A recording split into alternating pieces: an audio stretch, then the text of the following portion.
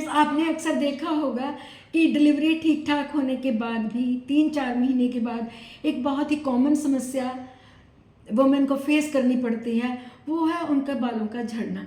जैसे ही वो कंघी अपने बालों में लगाती हैं तो उनके हाथों में गुच्छे के गुच्छे बालों के आ जाते हैं। वो भयभीत सी हो जाती हैं कि हाय, हम कहीं गंजी तो नहीं हो जाएंगी। घबराइए नहीं, ये जो समस्या है ये बिल्कुल नॉर्मल है।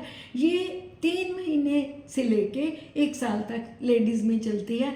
तो आज मैं इसी के बारे में आपको बताऊंगी कि पोस्टपार्टम हेयर फॉल का मेन कारण क्या है। जैसे कि आपने देखा होगा कि जब भी वुमेन प्रेग्नेंट होती हैं तो उनके बालों में ब्यूटी सी आ जाती है, उनके बाल शाइनिंग, उनका बल्क ज़्यादा हो जाता है। इसका रीज़न एक ही है, during pregnancy estrogen level high हो जाता है।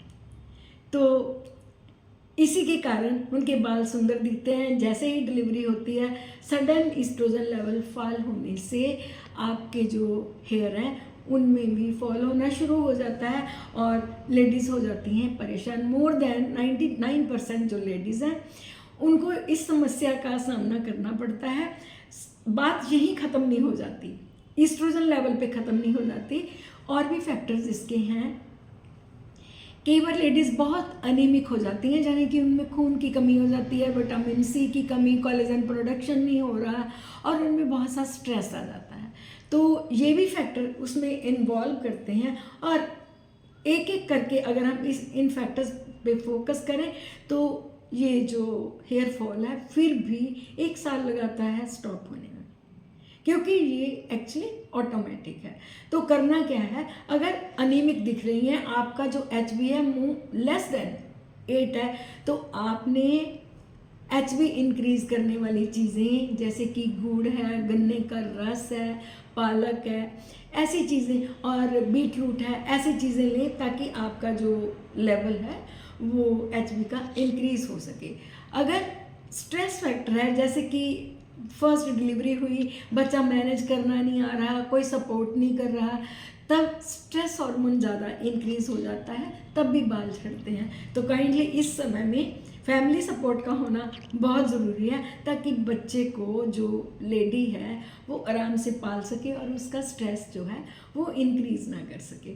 और इसके साथ साथ में अगर कैल्शियम या प्रोटीन्स की डेफिशिएंसी है और विटामिन सी की डेफिशिएंसी है तब भी हेयर फॉल होता है। तो करना क्या है, हमने हाई प्रोटीन डाइट लेनी है। हाई प्रोटीन डाइट में दूध आएगा, पनीर आएगा और उसके बाद में दही आएगा, टोफू आएगा, जो सोयाबीन है वो आएगी।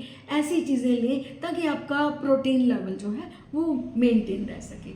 इसके साथ में अगर विटामिन सी की डेफिशिएंसी हो रही है तो संतरा, आंवला, नींबू यानी कि खट्टे फल आप लेती हैं, तब भी आपका हेयर फॉल कुछ ना कुछ परसेंटेज तक ये कंट्रोल कर जाता है। ऐसी सिचुएशंस में आप पैनिक ना होइए। मैं बार बार बोलूँगी कि ये घबराने वाली बात नहीं है। कुछ भ्रांतियाँ भी हैं हेयर फॉल की। कई लेडीज़ कहते हैं कि हम बच्चे को फीड दे रही हैं तब हमारा हेयर फॉल हो रहा है। हेयर फॉल का बच्चे की फीड के साथ कोई लेना देना नहीं है।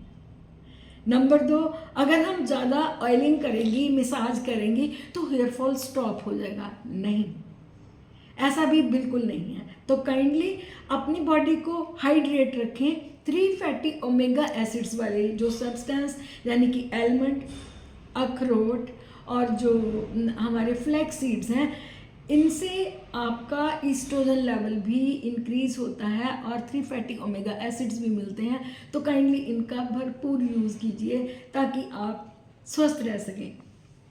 अपनी बॉडी को पूरी तरह हाइड्रेट रखिए। लास्ट में मैं आपको जाते जाते इतना ही कहूँगी, वेट फॉर 1 ईयर, आप बिल्कुल स्वस्थ हो जाएंगी, आपके बाल भी ब्यूटीफुल हो जाएंगे।